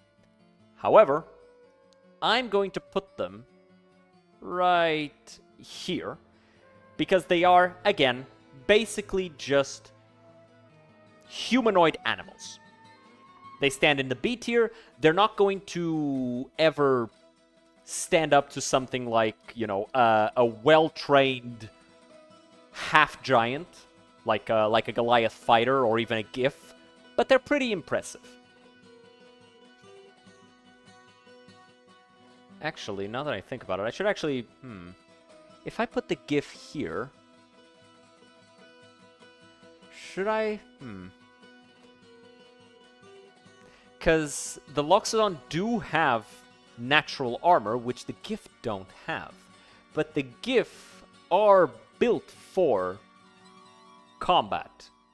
They're actually stronger. They have advantage on strength ability checks and saving throws, and count as bigger. So they are objectively stronger, like physically, than the Loxodon. But the Loxodon is armored. And they also have advantage on saving throws against charmed and friends, so they have some amount of magical resistance. I actually have to I have to switch them. I have to put the Loxodon here and the GIF here. The GIF just got downgraded. Get fucked, Hippo Man. Next, we have the Naga. Now, the Naga are an interesting race because a lot of races actually worship the Naga as gods in Planeshift Amonkhet. They are extremely fast, have immunity to poison, affinity to poison, so they can actually make poisons themselves very easily. They have natural weapons, which I've talked about. They can constrict enemies, or they can bite them to poison them. And the speed bursts that they have are very, very useful at, surprising their enemies. That being said, they also have some affinity to pursuing magic, but they do not have innate magic themselves. They are a race that in their Planeshift, Amonkhet, they are essentially a priestly race. People worship them and treat them very respectfully. I don't know that much about them because I don't really fuck with the Planeshifts that much, but I'm going to put these guys around here, alongside these alongside these races that have animal traits that make them superior to an average human. Next, we have the Kuatoa. And the Kuatoa are a funny race for me. Because it's not their power that makes them dangerous. It's the fact that if a Kuatoa is convinced that you are a god and they begin to worship you, you will slowly but surely begin to gain divine power. Their faith is so strong that they can literally turn other people into gods. Unfortunately, they're too fucking stupid to use it on themselves.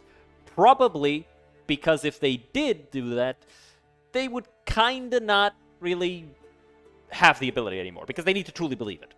They have superior dark vision, sunlight sensitivity, and they're slippery. But other than that, nothing impressive about them. I will put them below Knowles because in the power that the race itself, the individual of the race isn't that impressive. It is only through belief and getting a lot of them together that you get the effect that you want out of them. Next, we have... I'm pretty sure that's a Minotaur, but let me double check. Yes, next we have Minotaurs. Now, Minotaurs are a lot of fun. A lot of people like Minotaurs. Wizards of the Coast decided to differentiate Minotaurs from monster Minotaurs. You used to have regular Minotaurs and regular Minotaurs that were just the same but bigger because they're supposed to be bigger. But now you have the Minotaurs of Baphomet, and those are the bad guys. Instead of just, having regular old Minotaurs. So we're going to talk about actual Minotaurs, not Minotaurs of Baphomet. A Minotaur of Baphomet is stupid, so we're not engaging with it. A regular Minotaur, however, is a large creature, powerfully built, has animal-esque traits, but because they were created by Baphomet, they are kind of like Knowles in that sense, where they were created by a demon lord, they can channel some amount of that power to be immune to labyrinths. That's right, they always know which direction is north and have advantage on survival checks, on top of always knowing the way out of a labyrinth. So overall, their power rests in their physicality. They do not have innate armor, but they do have some powerful natural weapons that they can use, not to mention their own powerful brawn. So I'm going to put them right there. Next, we have the Leonin. Leonin are from mythic Odysseys of Theros. They are a powerful warrior race, very proud. They have hunter's instincts, which allow them to do very, very good survival checks, perception, athletics, and intimidation. They have natural weapons. They can frighten their opponents with a mighty roar. And so for that reason, I'm going to put them right here. I'm going to put them below the GIF because the GIF are hippos, and hippos are stronger than lions. But I'm going to put them above the flying ones because the only thing that the Aarakocra have are flight and natural weapons, whereas the Leonin also have additional instincts. They're stronger, they're bigger, like 6 to 7 feet tall on average. These guys are fucking menaces, right? Nobody fucks with a Leonin. Next, we have the Shatterkai. Now, the Shatterkai are easily one of the more powerful elven races. They're not as strong as, say, an Eladrin, but they're definitely as strong as the Drow. Shatterkai are born from the Shadowfell, the Plane of Shadows. They're resistant to necrotic damage. They have the keen senses and fey ancestry and dark vision and trance of an elf. But on top of that, they have the Blessing of the Raven Queen, which allows them to teleport short distances as a bonus action. So in combat, this is something that's almost instantaneous. It's very quick. They can make themselves resistant to all damage when they teleport. So for a moment after they teleport, they're actually really, really hard to damage. And overall, they are very dangerous. I wouldn't say that they are more powerful than Drow, because I don't believe that there is any implication that these elves are physically as strong as Drow. In fact, they are wizened, so they're, you know, kind of smaller and not as tough as the average elf, but they are very, very capable. So they are still elves, and they have these additional, very powerful, innate abilities. Next, we have the Owlin. The Owlin are pretty much the same as the Aven. They don't have natural weapons, they can fly, and they are stealthy. That's it.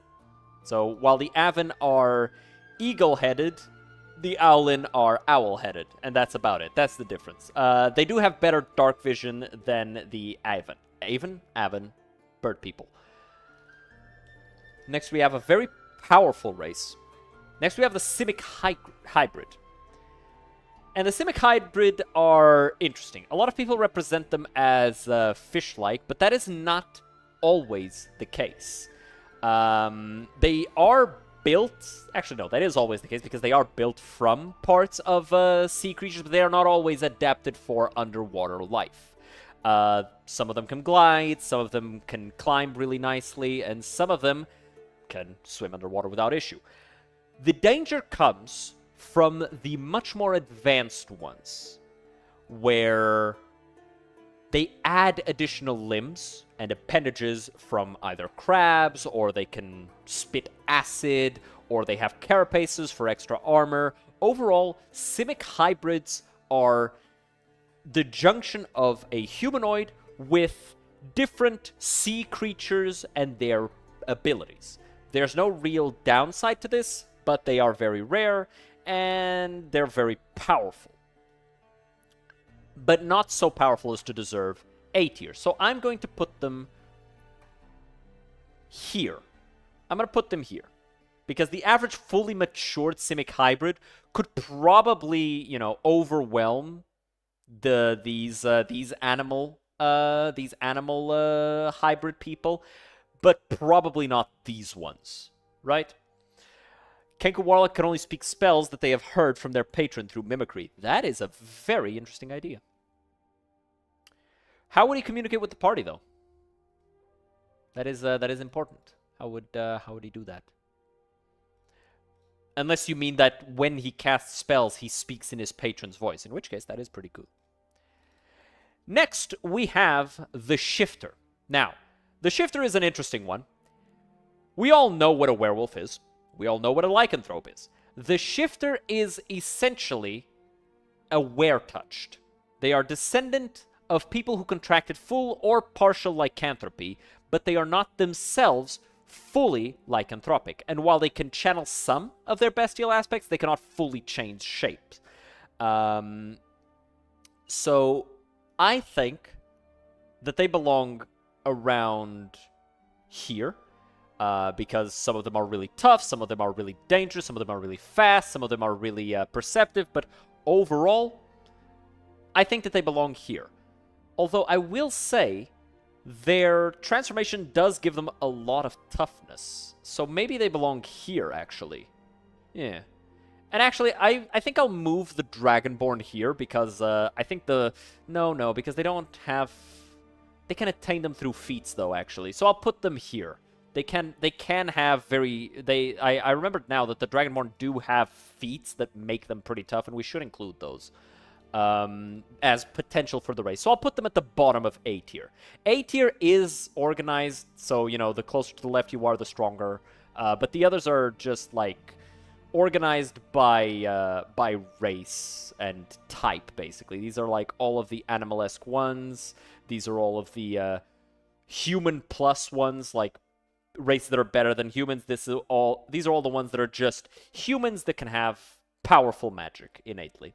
I think they can only speak sounds they have heard through mimicry, so I imagine they learn language, but it sounds real messed up because they're using different people's voices. Yeah, that's exactly what it is. Think Bumblebee, right? Who uses his radio to speak. Little girl speaking to you, but every word sounds like a different demon saying a word. That is actually pretty cool. That is very, very cool.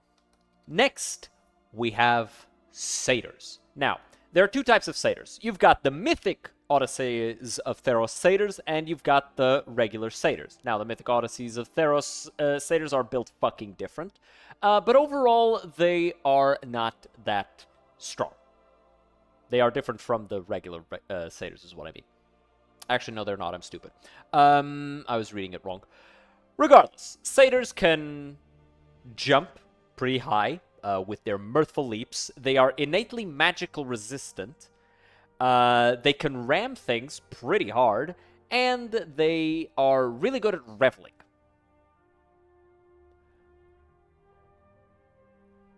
Did you catch that I said that they were resistant to magic? Because that's a pretty big deal. And in my opinion, that immediately puts them at B tier. They also have a natural weapon, but it's not a particularly powerful one. I'm going to put them here, because the thing that holds them back, in my opinion, is the fact that they aren't warriors by default, and they mostly don't really have much ambition. They kind of just want to have fun and revel and play, and that's all. So I think that holds them back as a race, but overall, they are pretty strong with their magic resistance and their powerful jumping and their natural weapon. Next, we have the Tabaxi. Tabaxi are cat people. I'll put them right here. They are very fast. They have the agility of a cat. They have dark vision, and they have a natural weapon. So, again, a human with all the benefits of an animal form. Very, very strong stuff. Next, we have harpies. Now, the harpy is the siren, not a harpy, my bad. Now, the siren from Plane Shift Ixalan is basically just a regular human. They can fly short distances, but only when not wearing medium or heavy armor. They can cast the Friends cantrip, that's about it, and overall, not that special compared to humans. They just have a little bit of extra something. Next, we have the Thrycreen. Now, the Thrycreen are actually a pretty interesting race. One of my favorites for reasons. Overall, chameleonic carapace, which gives them a lot of armor class. They are very well armored. Secondary arms, which they can use to manipulate weapons that have a light property or open doors and hold torches and stuff. So a lot of the times you will encounter a Thrycreen that is holding a, full-sized large weapon on his two main arms, and then the secondary arms he's holding, knives or tiny swords to stab you with. They're telepathic, they don't sleep, and they are pretty big. They're not huge, they're not like large in size, but they are pretty tall compared to humans. So overall, I would say that these guys belong here. Right here. Very, very strong, very, very strong. Imagine trying to fight a Thrycreen that is using 2 long swords and 2 scimitars at the same time, and he's just fucking attacking you four times a turn. And he's not even a fighter. He's just built like that. That's just a thing he does. No bias whatsoever because Ant people. Absolutely no bias whatsoever. If there was bias, they'd be here. But there is no bias, so they are here. Actually, I'll put them here. Because I think that their physicality puts them ahead of the Furbolgs, who aren't warriors, and their magic isn't lent for fighting capabilities. They're just peaceful druids that mind their own business most of the time, but they are still half giants, so they're pretty strong, and their magic does help them because they can go invisible and do all sorts of shittery. Or the Goliaths, which are fully dedicated to combat, but don't have some of the advantages that the Thri-kreen do. They are stronger, but the Thri-kreen can deal with it by, virtue of their armor. No, actually, I convinced myself, yeah, it has to be here. It has to be right here. I unconvinced myself. Next, we have the Tritons. Now, I said that the merfolk were basically humans that can swim underwater indefinitely. Tritons are essentially the same thing, but for elves. So I'm going to put them right here, at the same tier as elves. They have innate water magics, they can breathe air and water, they can communicate simple ideas to any beast, elemental, or monstrosity that has swimming speed, and they can resist cold damage because they are meant to live in the frigid ocean depths. Pretty strong stuff. I put them at the same level as an elf. Next we have turtles. Now, turtles aren't special. Like, they're not super special. They're pretty cool. They're basically giant humanoid turtles. They are very well armored. They can claw at things, so they do have a natural weapon. But overall, they're slow. They're not particularly dangerous unless you piss them off. So I'm going to put them right here next to the lion by virtue of that insane armor class. They can't wear armor because they have built-in armor with their massive shells, but they can't use shields. So, that's something. So that is pretty good something. And then they can withdraw into their shell as an action until they emerge to do stuff. But they can protect themselves really nicely inside of their shell. A level 1 turtle starts off with 17 base armor class, and they can get a +4 to that by just hiding in their shell. So they make for really good casters by virtue of having, built-in armor. But I do not know that they have much of a leaning towards it. They are pretty strong compared to humans. They have a +2 strength, and they are pretty wise, owing to the fact that they live very, very long lives. In fact, they can... Oh, wait, no, they don't live long lives at all. They live 50 years. Huh, interesting. I thought they lived longer than that. I was wrong. Oh, well, regardless. The next race that we have to talk about is the Reborn. Now, the Reborn are essentially Revenants. For all intents and purposes, they are a person who died and came back. They aren't super strong compared to humans physically, but they do have innate abilities owing to the fact that they are undead for all intents and purposes. They are resistant to disease and poison. Advantage on saving throws. They don't need to eat, drink, or even breathe, or sleep, and can't be put to sleep by magic because they don't really need to sleep. That being said, they can channel memories of their past life. My whole face is itchy. They can channel memories of their past life to gain proficiency in a lot of different things that you might not expect. So, Reborn are essentially just an undead humanoid with all of the powers that gives. So, by virtue of this not necessarily having a downside and it just being upsides, this goes in B tier by power. That being said, there are implications to being undead like this, but it's all up to your DM. Next, we have the Yuan-ti. Now, I actually have two Yuan-ti here, the regular Yuan-ti and the Yuan-ti Pureblood. We will get to the Pureblood later. For now, we will speak of the Yuan-ti.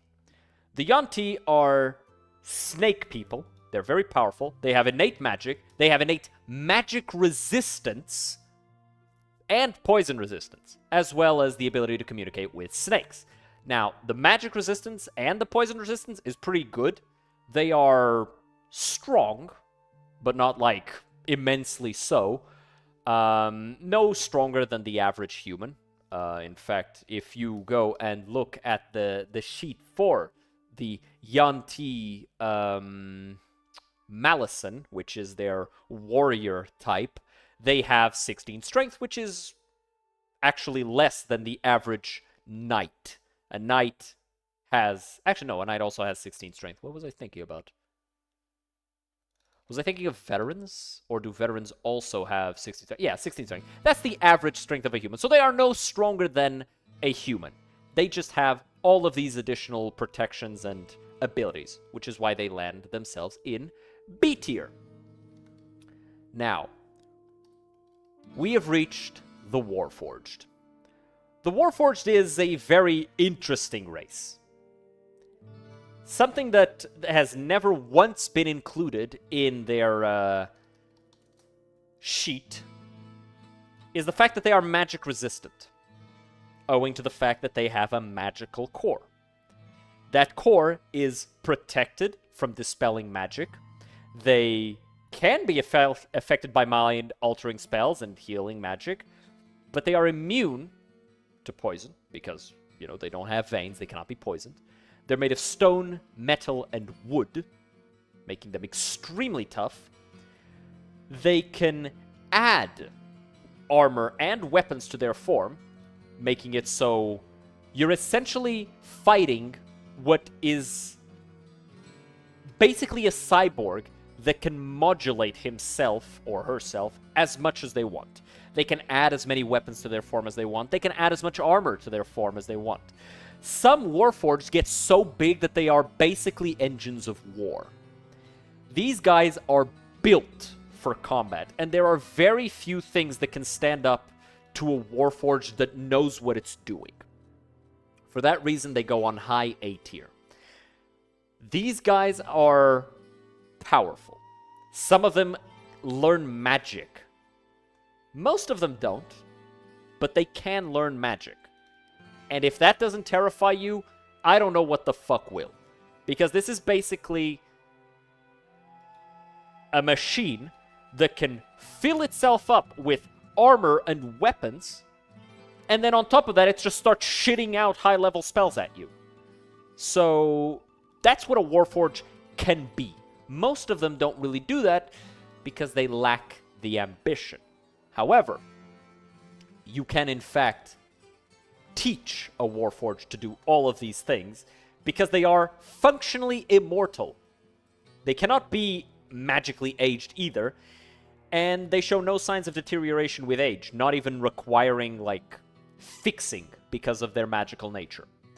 Warforged are super soldiers. Very, very powerful thing. Next, we have the Plasmoids. Now, Plasmoids are an interesting thing. They're basically slimes that are fully conscious. They are capable of using weapons. They're amorphous, so they can squeeze into tight spaces. They have dark vision. They can hold their breath for a very long time, resist acid and poison, and they can shape themselves as part of a single action. So within 6 seconds, they can give themselves a head, arms, legs, makeshift hands and feet, or revert to a limbless blob very easily. Sometimes they have more limbs than just 2 of each. It all comes down to what they want to be. However, they can extrude a pseudopod up to 6 inches wide and 10 feet long or reabsorb it into their body, and they can use this pseudopod to, like, manipulate objects in their form. These guys aren't particularly strong. They're, like, no different from humans in terms of their power. But overall, they're an interesting race. I'll say that about them. They're an interesting race, but they're not particularly powerful. Next, we have the Vidalcan. Now, Vidalcan are a human-esque race. They're very intelligent and wise and curious, but they're also very dispassionate. They're just precise, tireless scholars for all intents and purposes. They not only let's actually read some of their lore. These guys are from Ravnica. Vedalken not only believe that nothing is perfect, they rejoice in it. Every imperfection is a chance for improvement, and progress is an endless march toward a state of perfection that can never be reached. This viewpoint leads Vedalken to pursue their work with delighted enthusiasm, never deterred by setbacks, and excited by every opportunity for improvement. They're very rational, they're reasoning toward perfection, and all they care about is study and research.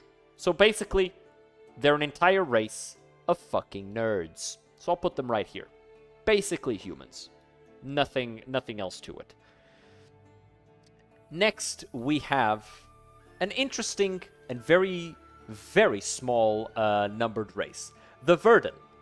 The Verdun are a race of telepathic goblins with a healing factor. That's it. That's all they are. They are from Acquisitions Incorporated. There's only a few hundred of them. And unlike goblins, who are stupid and violent, these guys mostly mind their own business and kind of want to live peaceful, calm lives. So I'm going to put them right here next to the Deep Gnome. They don't have innate magic beyond the telepathy and the healing factor. But other than that, they're pretty normal. Basically just a halfling, minus the luck and the bravery and stuff. Now, let's talk about the Yuan-Ti Pureblood. Yuan-Ti Purebloods are actually the lowest rung of their race. Nobody really likes them. Humans distrust them because they're evil. Yes, Yuan-Ti don't really have emotions the way humans do. They are snakes by nature. And so because of that, they kind of just function as spies for their race. They are infiltrators. And in fact, that is what they are called as of the Monster Manual 2025. They are evil, human-appearing monsters. They have innate magic, poison immunity, and magic resistance, same as these guys, but unlike these guys, they have no natural armor. So I am going to put them next to them. Because they do have magic resistance, and magic resistance is fucking huge. I was thinking of putting them next to the humans, but the magic resistance is fucking huge, as is the innate magic. So, we're getting very close to the end here. Let's talk about tieflings. Everybody's favorite race. Or at least, I'm not going to say the joke I was going to make, but you know who I'm talking about. Every time the new tiefling player appears in your game, you already know that they're gay. It is what it is. It's just a fact of life. There's nothing wrong with it. I have no problem with it. I love tiefling players, but it is what it is. Now, normally, people know about tieflings of Asmodeus who are naturally red-skinned. However, there are tieflings for every circle of hell, and each one is a different color. Some are more purplish, some are bluish, some are more yellowish, and some tieflings actually look very close to human with demonic or devilish mutations. Most tieflings don't really live very long because of these mutations. It's actually very rough on them. Some of them have fangs, some of them have sharp claws, some of them have hooves. Overall, though, the thing that sets tieflings apart from humans is their natural affinity towards magic, specifically hellish magic, and resistant to fire. They're all resistant to fire, with, I believe, 1 or 2 exceptions. No, I think they're all resistant to fire. Yeah, they just have different abilities depending on where their bloodline is from. Because of how they are essentially just humans with a little bit of extra magic, I love tiefling players, says streamer loudly to ensure his tiefling player girlfriend doesn't salt his coke. You have never once played a tiefling. You have not played one tiefling. I don't know what the fuck you're talking about. That's a lie. What tiefling did you play? Wasn't she a Genasi? No, yeah, you're right. She was a tiefling. She was a tiefling. She was, her patron was a genie. My bad. You're right. You're right. You played a tiefling one time. That does not, however, make you a tiefling player, right? Doing something once, it's not the same thing, right? This isn't like a goat fucking situation, right? You build 100 bridges, you're not a bridge builder. You fuck one goat, you're a goat fucker. That's not how this works, right? You played one tiefling. You gotta play fucking 10 tieflings before I call you a tiefling player. You gotta make a lot more tieflings than that. That being said, you did play one tiefling, so I will grant that yeah. But I do like tiefling players, they're fun. That being said, on to the next race. The Troglodyte. They're strong, they're tough, they have natural armor, they stink, they're stupid, and no one likes hanging out with them. And the final race, the Wilden. Wilden, I actually don't know much and nothing about them. But I believe they are amongst the last races here, right? One second. There you go. Found them. Wilden are a race of humanoids from the Feywild that emerged into the prime material plane in the years that followed the Spell Plague. They appear plant-like. They are quite stealthy. They prefer to be... they prefer to use hand axes or special great clubs uniquely carved in designs and patterns of their tribe that told the story of past triumphs. They also favor longbows, as they are excellent snipers. Sometimes the most powerful among them wield martial weapons and nature magics. Most use spears and use totems to focus their sorcery. It is sorcery as it is innate magic. And overall, these guys seem very Dryad-esque. I don't see any mention of most of them having innate magic, just the strongest ones.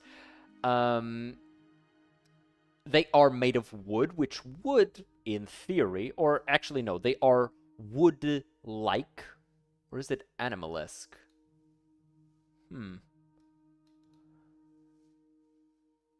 It's kind of hard to tell if they are made of wood. They definitely appear made out of wood. But maybe that's not the case. Overall, they are fey creatures that use cunning and power. I'm going to put them here. I think they belong in B tier by virtue of their fey nature and abilities and the fact that the strongest among them do develop innate magic. Innate magic is very, very strong and very, very hard to deal with. But, that being said, that is the final tier list. Let me scroll down so I am not in the way. There you go. That is the final tier list of all of the D&D races. I did not include Cambions because they are not a player race. Devas are a player race to some extent, but if I were to include Cambions, they would also be in S tier as they are similarly powerful to Devas. I would put them up here. I did not put half-dragons in S tier, even though they are one of my favorite races, because I feel like their power is only comparable to an Aasimar. The reason I didn't include Cambions, they're not really a player race, so I kind of forgot them. Whoops. But I would put them in S tier as they are comparable to Devas. So, I hope you all had a good time. Tune in tomorrow. We're going to be playing Silksong. Unfortunately, we did not have the time to play Silksong today. We will be doing it tomorrow, though. Gonna try and make it a very long stream. Gonna try and start the stream real early so we can just jump right into it and play a ton. But I hope you guys enjoyed today's stream. I'll see you all tomorrow. Have a good one. I'm gonna drop you guys off with somebody who is also doing something fun. Is anybody doing something fun in D&D, or are they all just are they all just running their own campaigns? Is any of these campaigns looking interesting to me? I don't know any of these people by name. So who do I drop you guys off with? I think I'm going to drop you guys off with Waifu, who is playing Halo 2 speedruns. So I'm going to drop you guys off with him. He is usually a DMC speedrunner, but he is now doing some Halo Master Chief Collection speedruns, specifically Halo 2. So have fun with him. I am leaving now. Bye bye. Subscribe to the YouTube. If you are on the YouTube, make sure to like the stream. It puts it in front of other people. If you are on Twitch and you are not following, you should follow. I will come after you if you do not follow. And remember, it is September, so if you have ever wanted to subscribe to the channel, now would be the time. I'll see y'all next time. Have a good one.